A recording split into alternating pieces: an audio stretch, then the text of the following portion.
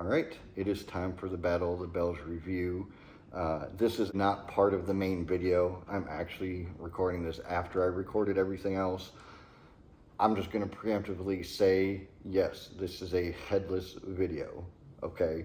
I just didn't feel I could give you guys the right look at everything I wanted to if the camera was more straight on like this, and I could have put it farther back maybe, but then it would just be too far away, even tilted towards the different bells. So I'm aware that my head is cut off in the video. Don't care. This was not about my beautiful face. This was about these beautiful bells. So apologies to those who are really bothered by headless videos, but in this scenario, it just made the most sense because it really is about the props and not about me.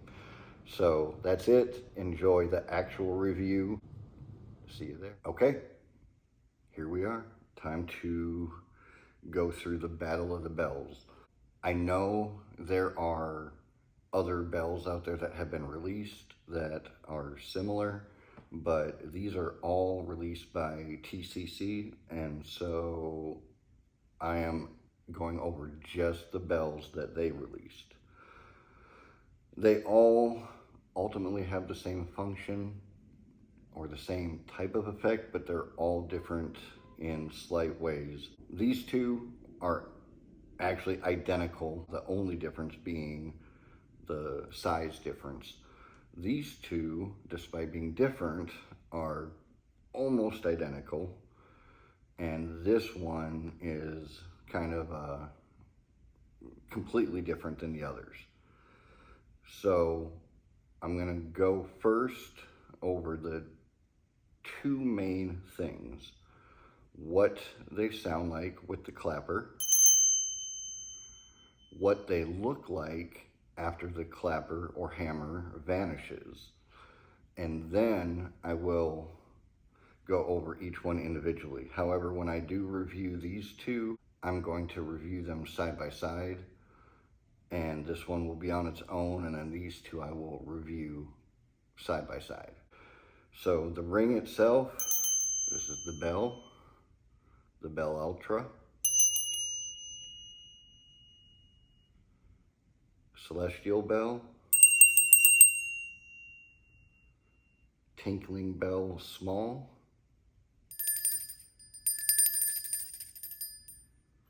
Tinkling Bell Large,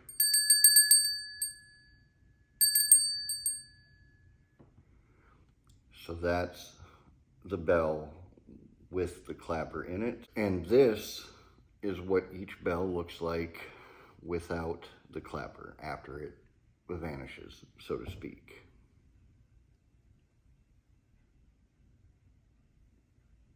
That's the Bell Ultra, Celestial Bell, Tinkling Bell Small, and the large Tinkling Bell.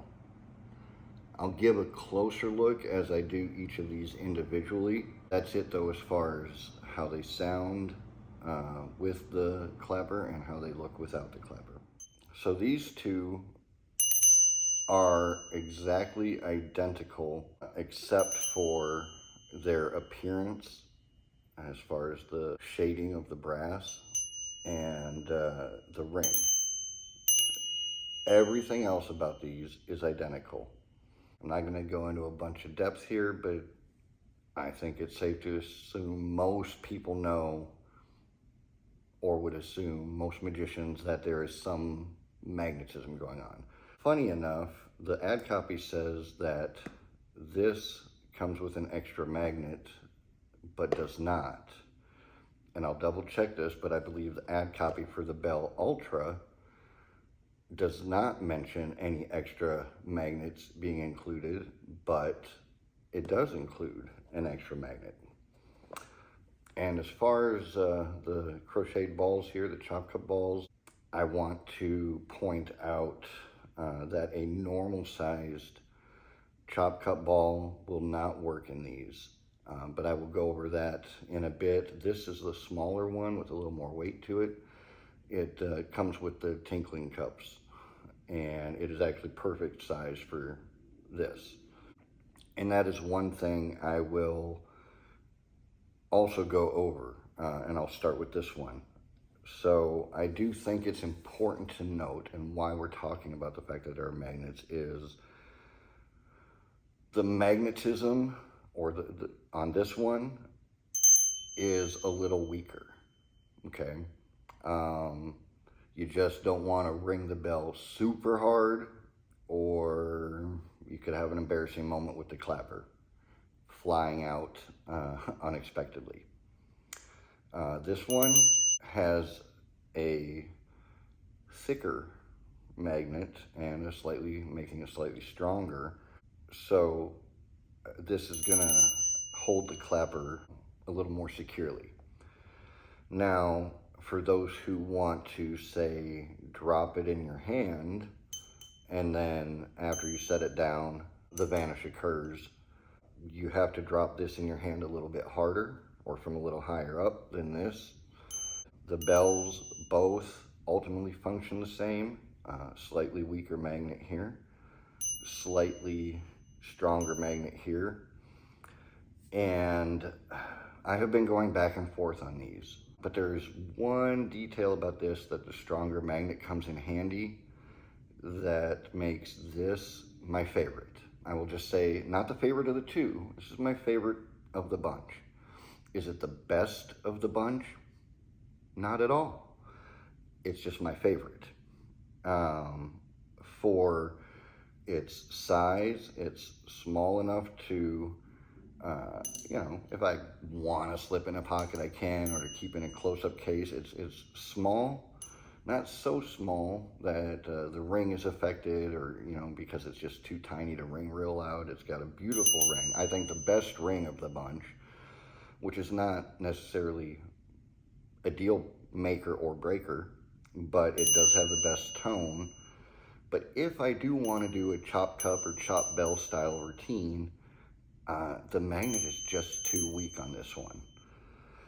So that being said, I'm going to give you guys a close-up of the bell in a moment, the bell without the clapper. And there is one thing about this that I do like a little bit better. Out of these two in particular, this simply has the smoothest interior. And as far as weight goes, this is they're both 3.8 ounces. And as far as the tutorial goes, it is the exact same tutorial for both.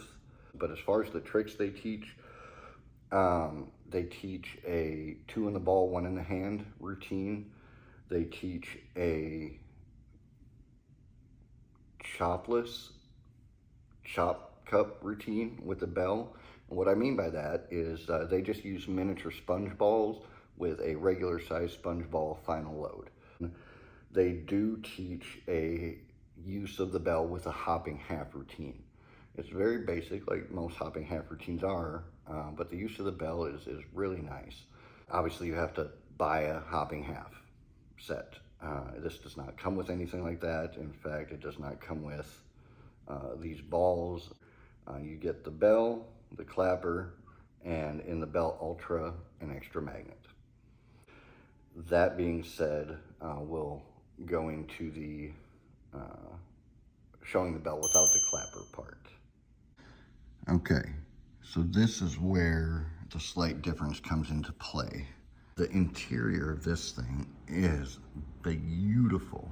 I mean, totally seamless and just looks great.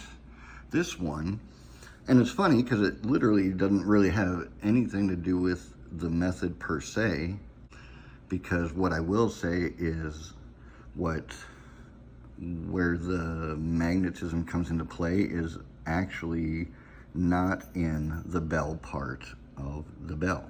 That's all I'll say about that. But there is this kind of little ring at the bottom and this ring around the edge. I mean, you could say it's decorative or whatever. Some people might catch a glimpse of that and get the wrong idea, but it is what it is. I still like this bell better, but I would almost call this one my favorite just for how perfectly smooth it is. And up next is Celestial Bell. Mechanically, this thing is beautiful. There's two details that definitely need to be addressed. One maybe a little more significant than the other, but as far as the effect goes, there is nothing to add or take away. All right, everything is self-contained, and as far as the vanish goes, this is going to be a pretty short review. As far as the vanish goes, though, there is a very noticeable audio or audible click. Okay, you can snap your fingers during that click. If you have the noise of a restaurant or a bar, or if you're doing a formal presentation to music, some kind of extra noise is definitely needed to cover that click. So I'll get into that in a moment. That being said, as far as the tutorial goes, it's very short. It is a 14-minute, 49-second tutorial, but it mainly goes over different ways to activate the vanish of the clapper, and that's about it, and maintenance of the bell itself. However, it actually gives you the link that is the tutorial for the Bell and the Bell Ultra. So the 3 routines taught on those, you can also learn with this. So now I'm not going to get into the different ways to vanish it. I'm just going to do the standard tip over move, and that will actually cover the 2 concerns that some people might have. So then say I tip it over to set it in my hand, and I'm sure you just heard what I know you heard. I lay it down. You don't have to add anything. There's nothing palmed off. There's nothing ditched. But then when you flip it over, it is just the bell minus the clapper. So the noise is one detail. The other detail, most laymen, I think, will not think anything of this. But sometimes, you know, you just don't want to give them a reason. Whether they're right or wrong on a method, you don't want to give them a reason to suspect something. But if you look in there, you can definitely see a sort of outline of something. Literally not a big deal. And if they're more than a couple feet away, if I show it from here, you're golden. I do just wonder if over time, this is going to start to age a little bit inside, but that dot in the middle may not. I don't know. It's just something worth pointing out. It's probably not a deal breaker for most people, but it's just something definitely worth mentioning. And that's really about it for this one. It weighs 3.3 ounces, so just a few ounces less than the other 2. It's a little bit lighter. The ring isn't quite as substantial, but as far as the effect it creates, it's beautiful. And I did leave these out just to point out that it will not hold a chopped ball. That being said, you can still do the chop bell or chop cup routine taught in the other video that this provides the link to, because it does not require a chopped ball. So that is just something to consider. But for those that want a true chop cup type routine, it will not work with this. So that's about it for Celestial Bell. It does come with some extra bits in here to repair some things going on internally if you need to. And it does discuss adjusting the strength of the magnet and some ways to potentially deaden the sound of that click a little bit. But for now, this is just like it comes, brand new. I wanted you to see and hear exactly like it does out of the box. So that's it for Celestial Bell.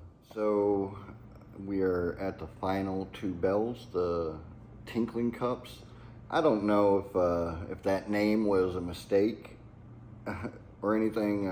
I feel like it could create a little confusion. Yes, there's a cup factor, but it's a bell effect. Just a little detail. I'm surprised they didn't call it the Tinkling bells. But as it is, we got our Tinkling cups large, our Tinkling cups small, and yeah, I hope the exposure police doesn't come get me, but there is a base that you can add to each of the bells, which I will show you shortly. The smaller one's a little easier to manipulate and hide, but the bigger one is a bit bigger than a silver dollar size. So it takes a little more care in manipulating or handling, but not a big deal for most people. That being said, the larger bell weighs 4.5 ounces with the base on it, or 7 ounces as it is right here as just a bell. The small one weighs 1.4 ounces with the base on it, or 8 ounces as it is as a bell. And then they both come with some additional accessories, additional links. This isn't anything to do with the secret, but different links in case you should ever need to add them, or you just have a preference for how long the clapper is, which oddly enough I do, based on how I prefer to make it vanish, right? I wanted a specific length. So that's a nice touch. And then they do both come with a plug. I don't know how I feel about this. I realize making the plug in a different way would have probably added to the cost of the bells or the cups, but it is just a plug. They mentioned in the tutorial, like, if you know you're not going to be adding the base to turn it into a cup, they said some people might wonder why there's a hole in the bell. And you could almost explain that away if it even comes up, that it helps with the sound. But they do provide a plug that goes in here, and then you don't have the hole. However, the plug makes it look just as weird, if not weirder, than if there was a hole in it. So that is just a personal thing. I don't care for the plug idea. Now, had they made a plug with maybe an extra piece that was flat or flush with the rest of the bell, or maybe rounded to make it look like a top of the handle, I could understand that. But the plug as it is really, to me, looks quite strange. Some might like it though. So that's it. And the one on the tiny bell is simply a little bit smaller. I don't even know if the camera's gonna pick that up. But, and then they each come with 3 balls if you want to do a chop cup type routine. Now, I'm not entirely sure why they did it the way they did, and they really never even talk about it in the tutorial, maybe just to have an extra one. But these are the cutest little chop cup balls ever. I just like this thing because it's adorable. It's probably my least favorite of all the bells overall. I think it's just the cutest little idea for a mini chop cup routine. Maybe one-on-one or for 2 people. But they never explain why they include 2 chopped balls. So they include 2 magnetic chop balls and 1 non-magnetic. Same with the larger set.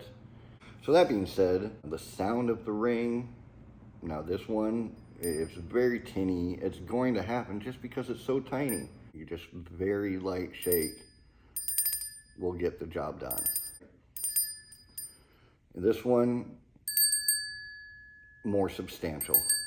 Still doesn't sound as good as the other bells in my humble opinion. Not a big deal for most people. How the bell sounds, most people will not care about.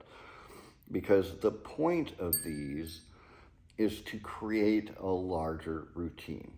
And I'm not gonna hide anything here. We know there are a bass that comes with it. So here's for the small bell, here's for the large bell, right? That's the point of this one. That's the feature that people are going to care about. It's not even so much to be the most magical moment, but it is a moment of surprise. Let's say I'm about to push the ball forward and then I set the bell like this, like a card under the box moment. It is a misdirected moment, right? You're putting this here.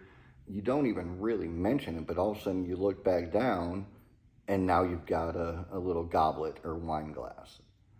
And that is a fun, surprising moment. It is a magical moment.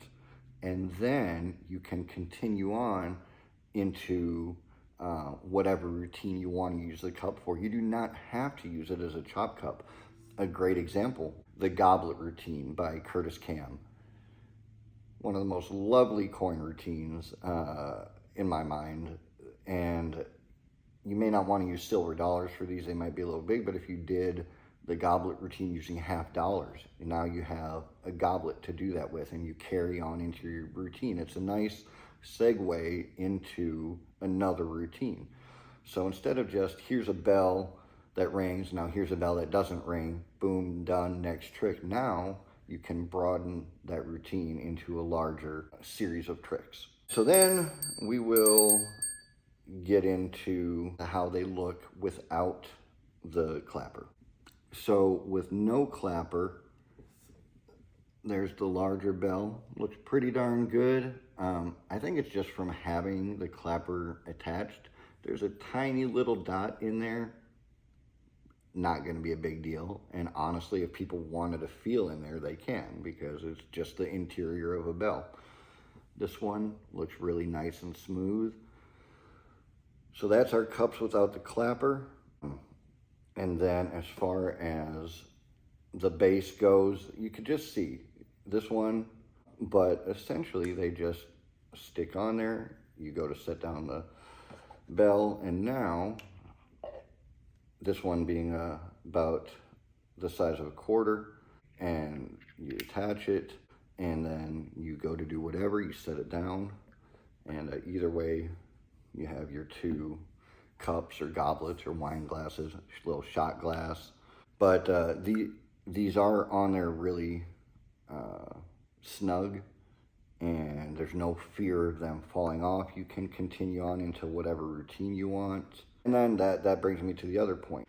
If you really want to, even though it's not taught, you could do the goblet routine, a chop cup routine, all of that. And at the end of the routine, you get rid of this and add the clapper, set it down during an offbeat, and now you can go into whatever routine uses the bell. So it can be added or removed depending how you want a routine. That's the point of these. It is about getting creative, creating an additional magic moment, and broadening a routine and connecting effects, which is always nice to do. That is the point of these. And that being said, the tutorial for these is 12 minutes and 5 seconds. It does not include the link to the other tutorial for the Bell or the Bell Ultra, and all it teaches is a basic card trick. And it does tell you, hey, we've included chop cup stuff, but it doesn't give you any kind of a chop cup routine. You have to go into this knowing what to do with these. So this is not what I would say for a beginner. If you want to use everything it comes with, you're going to have to either have prior knowledge or willing to learn. But as far as the bell doing what it's supposed to do, it's made very well. All right, so the bell, this is on clearance. Its original retail was $70. It is on clearance for $50. The Bell Ultra, no longer available on their website, but available elsewhere, is $70. Celestial Bell is $120. The Tinkling cup standard size is under $10, currently on sale. Regular retail will be $120 when the sale ends. The Tinkling cup mini sale price is $90, and regular price when the sale ends will be $100. So I'm just going to say one more time, current prices, regardless of what regular pricing is: 50, 70, 120, 110, 90. So there's that. So sorry if anyone expected a best one, because everyone's going to like different ones for different reasons. Definitely there is no best, not even close. That's it. Thanks for watching. Until next time, peace out.